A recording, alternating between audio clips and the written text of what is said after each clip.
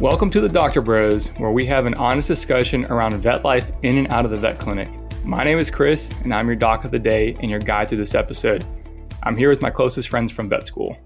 Hey there, this is Jeff. I am a residency-trained doctor in dermatology working in Louisville, Kentucky.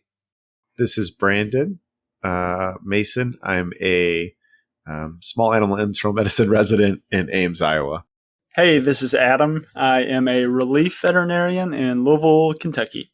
And this is Chris again. I'm your doc of the day, and I am a GP in North Carolina. So before we start this episode, we're going to start off with a fun kind of little game. Which Mario Kart character is your favorite or your go-to, and why? 100% Yoshi. So, yeah, this is Adam. 100% Yoshi. Yoshi just feels faster than everybody. I don't know if it's true or not, but every time I pick Yoshi, I win. Maybe you guys just suck. I don't know, but Yoshi definitely seems to come through for me every time. We have different memories of who wins. Yeah, we're starting off the podcast hostile. Starting off with fighting words. So we're starting to hot.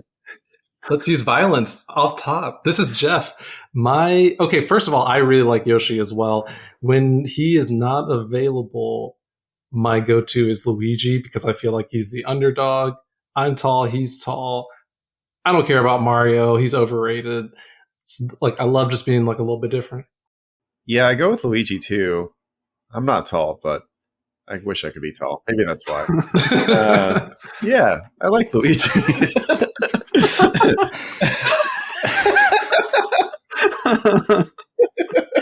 Those are all solid choices.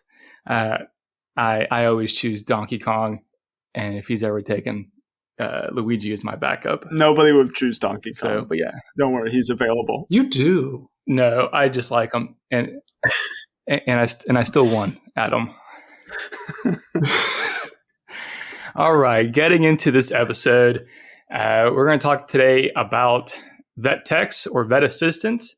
So just for kind of setting the premise here, we're going to use the terms vet tech and assistants kind of interchangeably. We do recognize that technicians do have to be certified or licensed in, I want to say, most states now, or at least some states.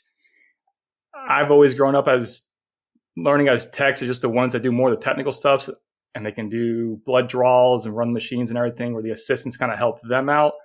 But I know we're trying to change the terminology here, but just so we don't say anything wrong, we're going to kind of go back and forth between the two of those. So kind of going with that and talking about techs and assistant, I'll start off with the first question here. So do you think, and kind of since we're kind of confusing the term with the license or not, do you think it matters if your clinic has a licensed tech or assistant? And do you have any experience with licensed techs at your practice? So most clinics I've worked at have always had both, including the ones I grew up with and the places I'm at now. So that's really been the majority of my experience, but I have found that there are similarities between, there are some people who are quote unquote veterinary assistants who've been in the field for years on end, decades, and have learned all of the physical skills and different things that you need that would overlap with veterinary technician work. And then I've also seen the side of licensed veterinary technicians that I've worked with that know a little bit more about, I guess, things that you probably pick up in school. So as far as technical skills as they might be written out of a book.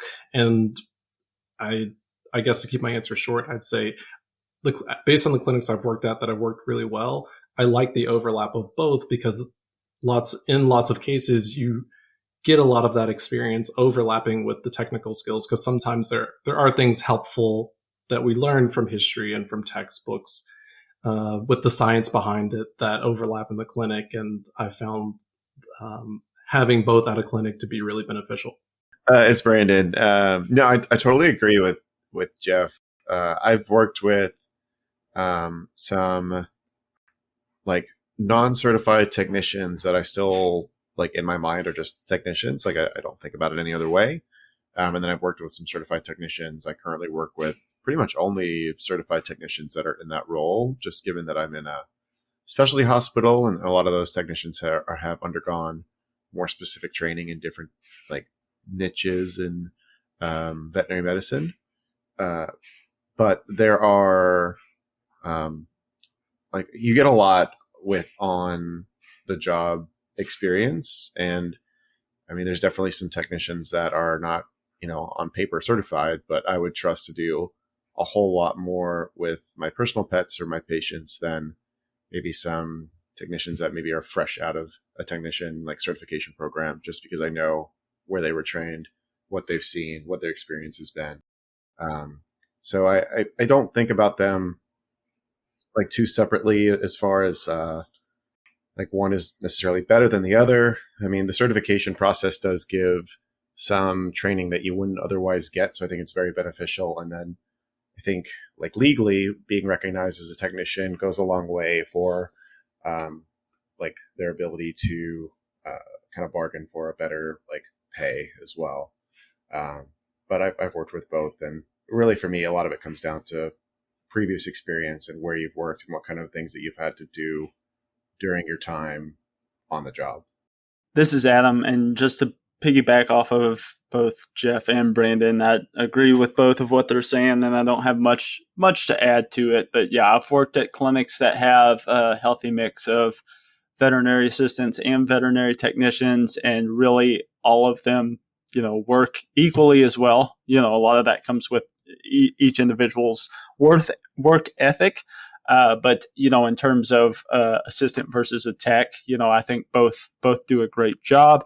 The benefit that you may get from that, I've noted that veterinary technicians have maybe a slight edge in, is just understanding a little bit more of the medical side, because they get that from school. So a little bit more information in terms of diseases, or, why we're running certain tests, like why you would maybe want to do blood work over x-rays with certain clinical signs. So, they may understand a little bit more on the actual medical side of why we're doing what we're doing.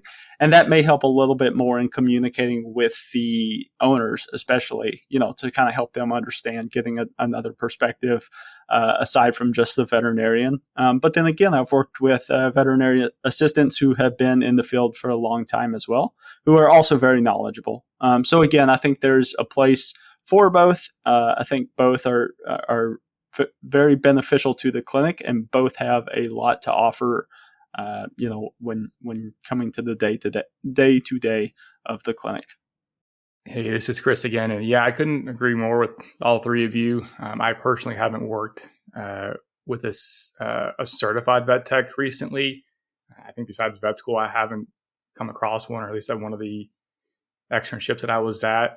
So I do think that I agree, bring more knowledge of the medical field and all that. And they're technically assistants at the practice I'm at now, but they could all be techs. I feel like they're very strong technical skills. They also know some of the medicine. I think they can get better at it if they went through school to get it, but they're all great, and I trust them with a lot. So kind of goes into the next question in here is, with your techs and your assistants, how valuable are they to the clinic? Like, can you explain kind of how they make or break a practice, or do they make or break a practice? This is Adam. So veterinary technicians, veterinary assistants, they absolutely make or break a practice.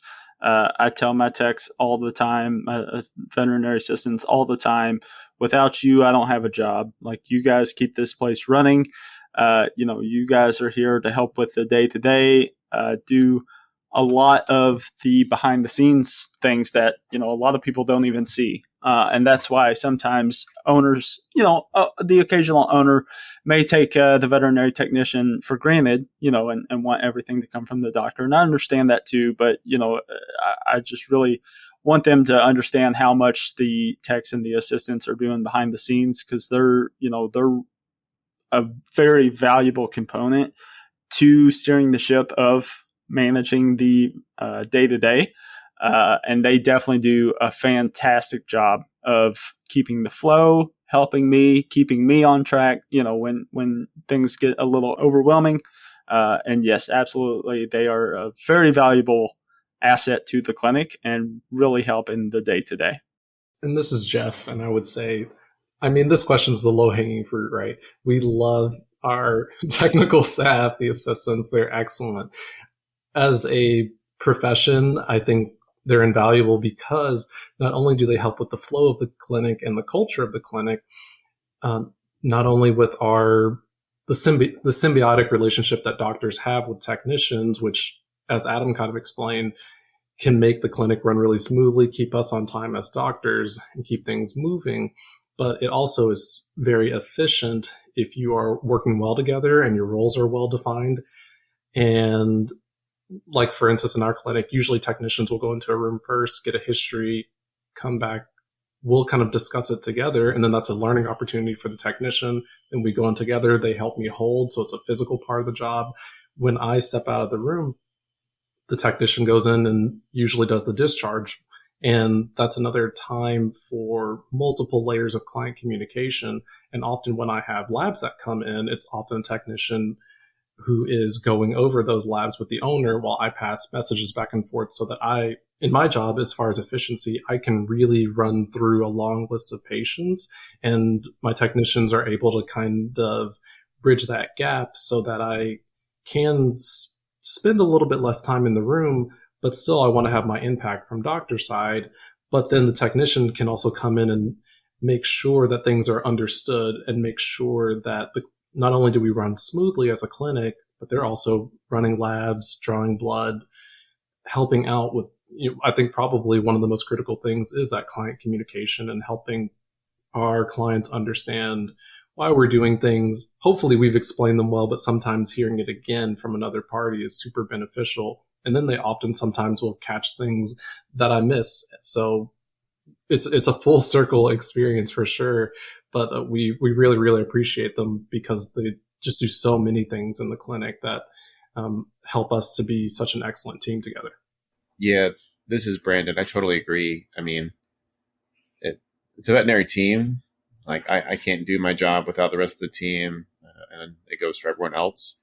The technicians are an integral part of that, especially with me in internal medicine. Like, we do a lot of diagnostics, some of them more advanced, like endoscopy, and without like our technicians' help, whether that's we have an anesthesia service, without them running anesthesia, without them helping set up the scope, prepping the patient, getting samples, submitting them for histopathology, like all of these things. And that's just like an individual circumstance. There are tons of things that they do, talking to clients.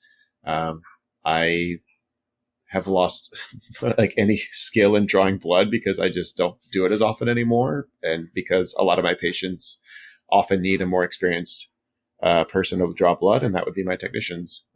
I equate like working without a technician to like me like losing a limb. Like they're an integral part of the job. Yeah, no, definitely. I couldn't agree more with everybody.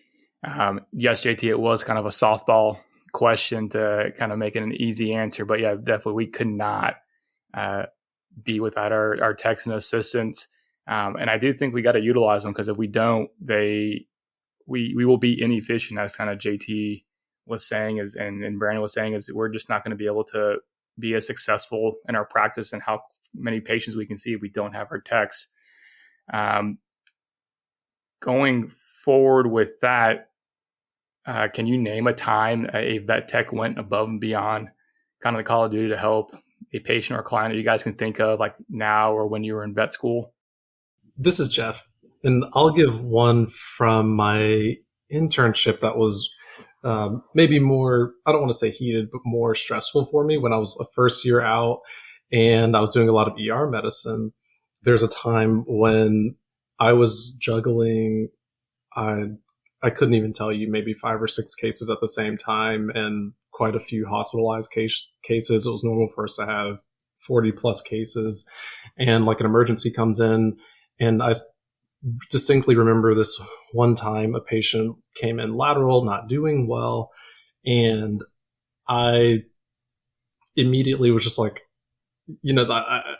freezing up, and a technician comes and they're like, "Do you want some blood work on this patient?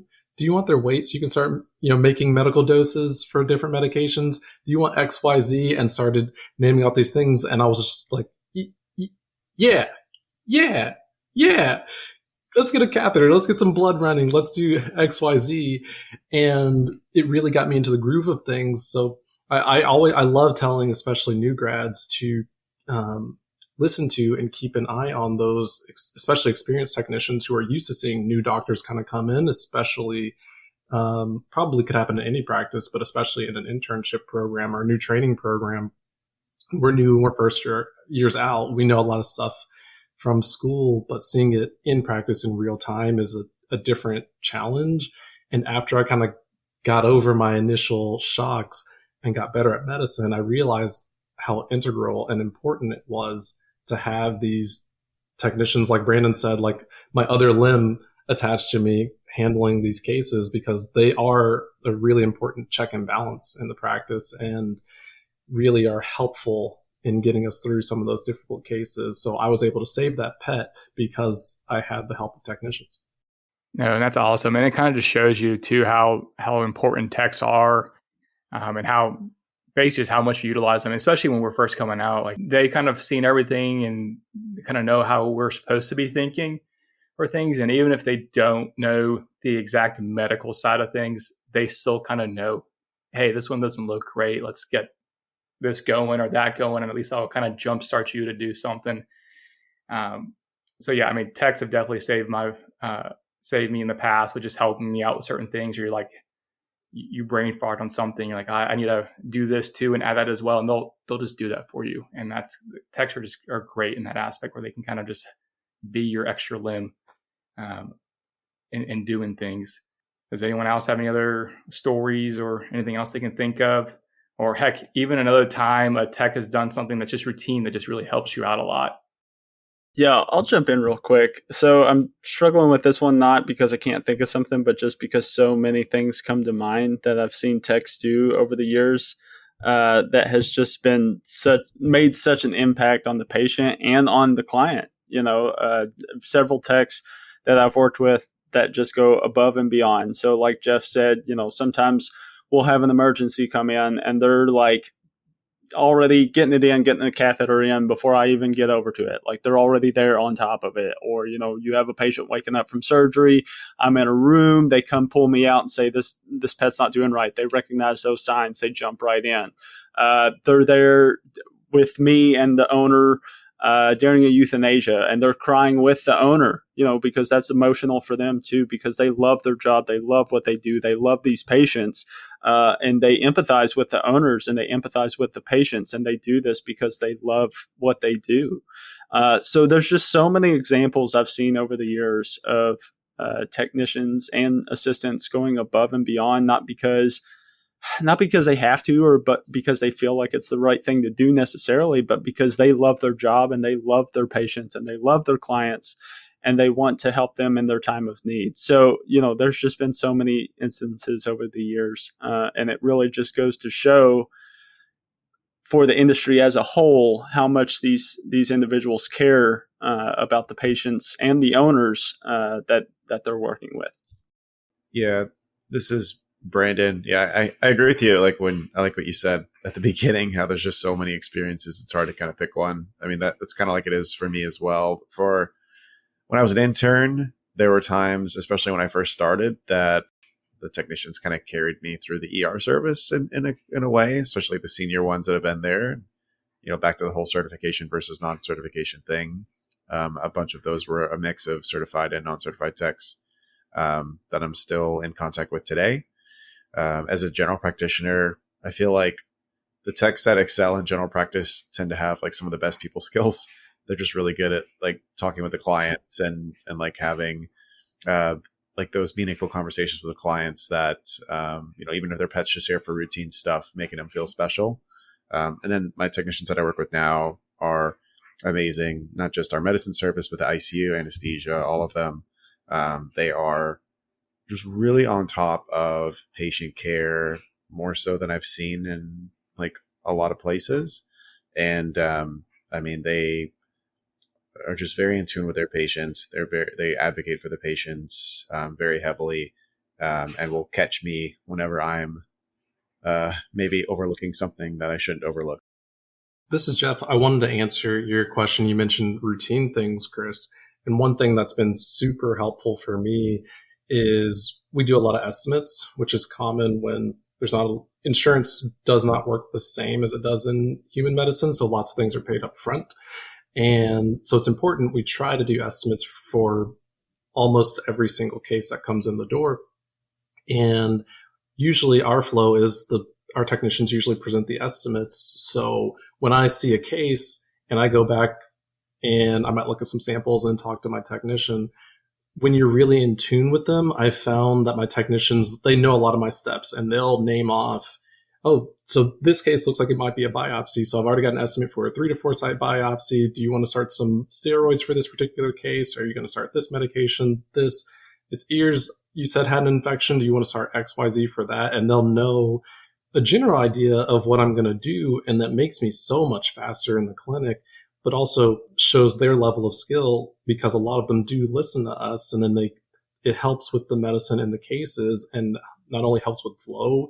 I don't even know if they realize how much that is so helpful to me, because I really appreciate it, because it makes my life easier, but it's just a normal part of their job. And it also is great for the clients, because when they go and explain that, and we can have a conversation, I usually try to explain what I'm doing as well, but then they go explain things item by item to the client and can tell them why I want to run XYZ, because they've been in it, they've been around me enough, they've been around my colleagues, and they really catch a lot of the medicine. And then that just makes them an incredible asset to us, the clinic, and then the clients, because they really know why we're doing the things that we're offering.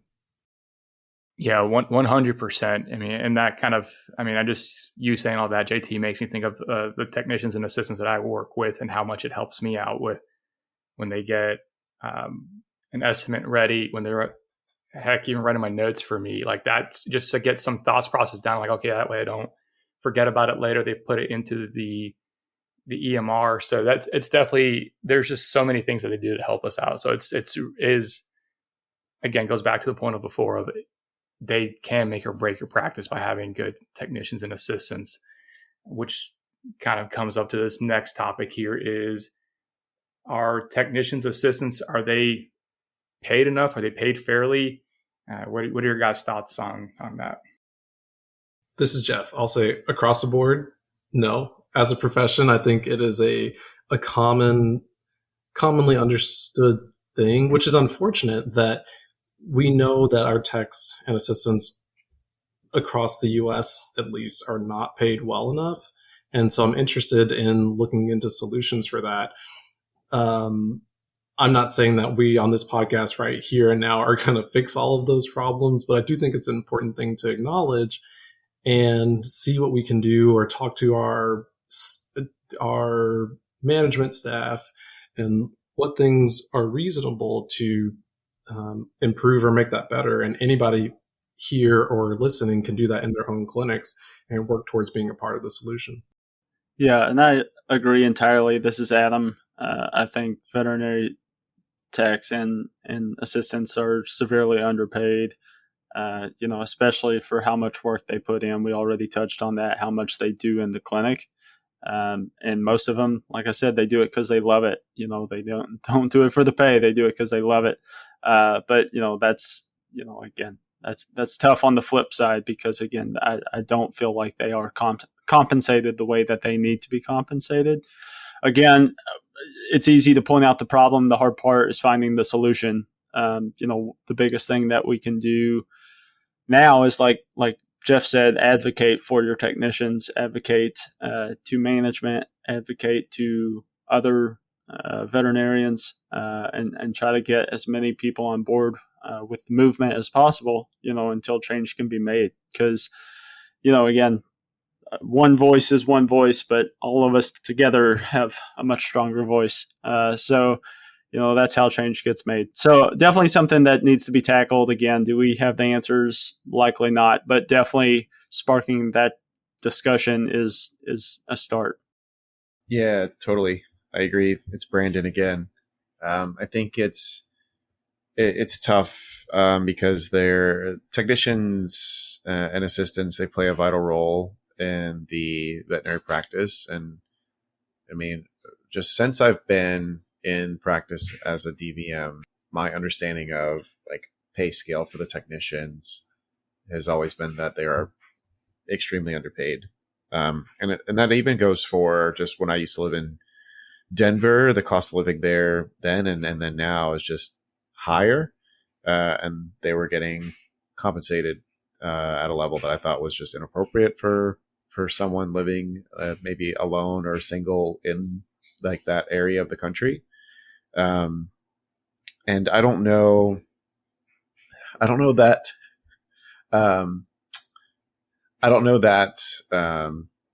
there's an easy solution. One thing that I've thought of as far as like just brainstorming ideas was a lot of doctors are paid on like a production scale based on like what they've done, how they're working, all these things, and the revenue that they bring into the clinic. You know, given the technicians are part of that process, like should they get some sort of percentage of that production? That's like just an idea. I don't know if that's ever been tried anywhere, but it might be something worth looking into in the future. And like on the note of like them being compensated, like just a last thought is I know a couple of technicians that have left the veterinary technician world, not because they didn't like the job, but because they could find a better paying job in a lesser skilled like occupation, which to me is just sad, because if you have technicians that are really skilled and love their job and are great at advocating for patients and treating patients, I mean, they should be compensated fairly. And this is Jeff. And briefly, just to piggyback off of that, I would say I agree 100%. I've also seen that happen before at past clinics that I've worked at. And I wonder about your idea, because I hadn't heard it before now. Like, is there a way that technicians can be also compensated while we're getting things done in the clinic as well? Is there a model that we could try? Because I'm sure there'd be potentially some pushback from other areas. We don't know as far as compensation is concerned, but I'd be interested in seeing how a model goes. Maybe with anything that we're talking about here, we could try something for a couple of months, 3 months, 6 months, a full year, see how it goes and readjust. So I'd like to see changes that we start to make where we can have some time, see if it works, but do some positive movement. And even though we're all younger vets, eventually, hopefully we'll, get more experience, be more, not that we're not involved in our clinics, but I know that we don't do a ton of management, which is where a lot of this comes from. And some of us work for corporate companies where a lot of this comes from. But at the same time, we can still use our voices to make a positive impact. And that's what I'm, trying to push for is, well, how can I use my voice to be positive and be an ally to our technical staff? I couldn't agree more with you guys. I know competitive pay is kind of hard to keep up with too, because it's like, okay, what's the right pay? I do think that we should pay our techs more. If they're looking to leave to get a raise somewhere else, I do personally think you should, within reason, but I think you should pay your techs more, because you're also just not just losing that technician, and they're not just a body or filling a space. They're like, they know the in and outs of your clinic. They know how things work. So if you lose them, you have to wait that period that you're finding a new person, plus train that new person. That's going to hamper your clinic for however long, depending on how big your staff is or not. And it's also going to put more strain on your staff if you don't have a big staff. So I'm with you, JT and Brandon. I think we should be competitive with our pay and try to figure it out. Again, we're not going to fix it on this podcast here, but it is something to start discussing. So I do think we'll end off on that. And does anyone else have anything to add on that? Or this is Adam. I just want to say at some point it might be good to have somebody in a managerial role on the podcast to just kind of have possible discussions on that, or even somebody in the financial field, just to kind of spitball ideas. So maybe ideas for a future episode for us. And we need a technician. Absolutely. For sure. We should get some technicians on here. Yes, for sure. Or assistants, depending on what their role All is. of them. So We can get, yes. let's get everybody. All right. Well, thank you so much for listening to this episode of the Dr. Bros. If you enjoyed it, please leave us a 5-star review on Apple Podcasts or anywhere where you listen to podcasts.